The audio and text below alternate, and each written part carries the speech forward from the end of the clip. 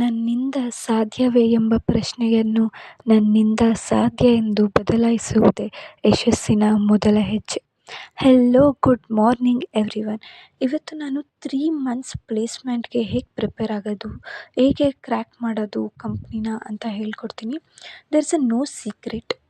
Okay, sit down and study like your life depends on it, because it does. 3 months placement preparation road ಮ್ಯಾಪಿಗೆ ಬರೋಣ.